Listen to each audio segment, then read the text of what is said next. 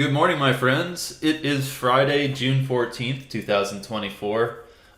Getting closer to the contract rollover here. I don't have the tally. I think Neil probably will have an accurate number for us, but getting close to contract rollover next week will most likely be the week that we go ahead and do that. Let's go ahead and jump back and take a look at what happened here yesterday. If you recall in the pre-market, pretty much the same situation. Clues for a pullback off the all-time high in an otherwise strong bullish market. So the market opened here. You can see it tried to push up to test into the high of the day before and missed out in the pre-market there. Tried to hold above VWAP, and then the market opened. We got a pretty nice little healthy pullback. Great opportunities the whole way down, right?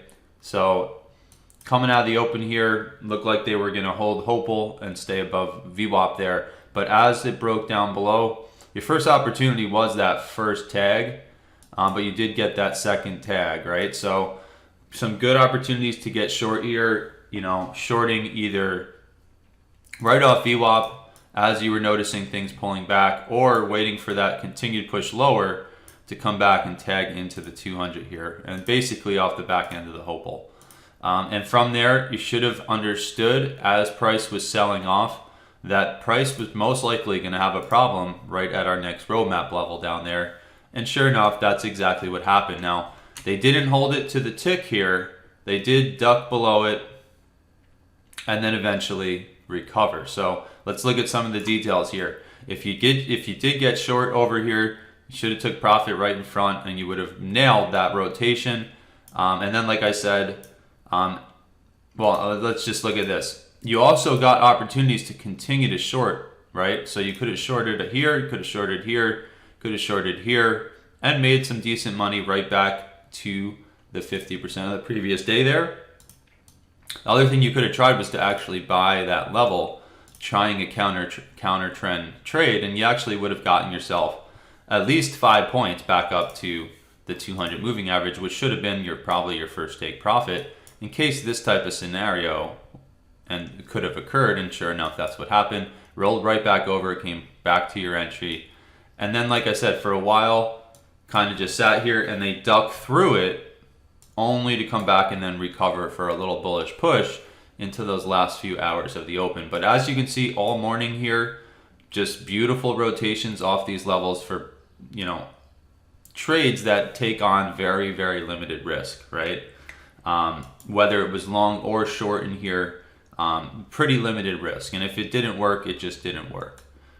Then you come down and you see they tried to get back below 50% of the previous day, only to recover right back up and push higher. So looked like it was going to be a deep pullback, and then the bulls defended 50% of the previous day. So that's kind of like normal stuff with our strategy, right? If we see the bulls or the bears defend this area, it is our first clue for whatever trend we're looking at, right? So bears tried to get us back below, bulls were able to defend, and then they gave you, just like they gave you a beautiful short opportunity all throughout the beginning of the market here, you had great opportunities to go ahead and buy on all these pullbacks all the way back up, right? And interestingly enough, on the way back up, where do you get your biggest pullback? Once they recovered here, they came right to our roadmap level for a double top, right? But just could not get through the 200, right? So these are things I teach nearly every day, that if you are short or you are long off a level, and then you see something like a rejection off of the 200 moving average, it's not a great clue. So if you were short here, should have understood that holding off the 200 and coming all the way back, yes, you have a chance that they're going to come up and just shyly miss your entry and then come back to fulfill your targets down below. Or they could come up and give you a peak above and then go right back to where your target is. But this is not a great sign if you're in a trade. Same thing if you are looking to buy the market and then it gets rejected off the back end of the 200. Not a great sign, especially if it's now 1, 2, 3, and now it's coming right back to the scene of your entry, right? So Anyway, pretty good opportunities at the end of the day there to go ahead and buy on the pullbacks. Great opportunity to short even off some of these levels. And then at the end of the day, just kind of petered out right around Hopel, right? And then Hopel became a resistance here once, twice, and then finally got back above and then held it here once, twice, 3 times, and 4 times there. Just once again solidifying why we rely on that holy orange power level, because it might not be relevant in the morning, but typically sometime during the day it becomes, you know, the point of rotation. So let's go ahead and see what happened here coming into the open this morning. Look at something here. And we did have a little bit of pre-market news, but honestly not very much. We just had a pretty healthy pullback in the overnight session. Didn't quite bounce perfectly off of any of the levels down below here, but a pretty good correction so far. And as you can see, once again, this is something I was telling you guys in terms of finding a little overnight strategy with the Globex session.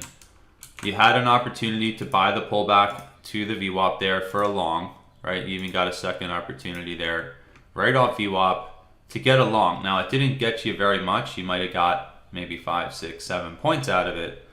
And then this happened, and you get this big failure down below.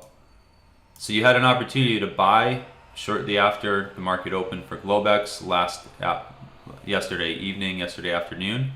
And then once it failed, and that was a pretty strong little rejection right there, you got the opportunity off the back end, right?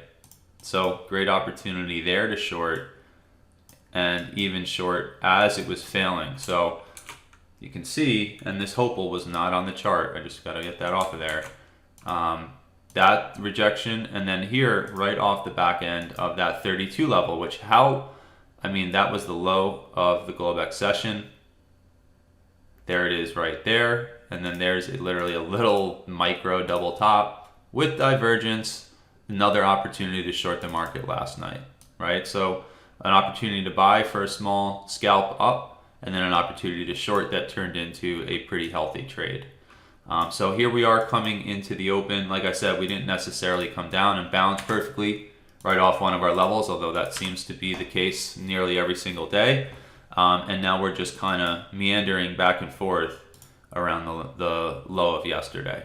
So this is kind of a critical point right here, right? We just peaked down through the major low from the day before. This could be a peak below to bounce all the way back up, right? Or this could be the beginning of a clue that we're now pushing to lower lows and lower highs. So that's what we'll try to eke out of the charts coming into the open here. Let's go ahead and jump up to the higher time frames and see what they have to say for us this morning.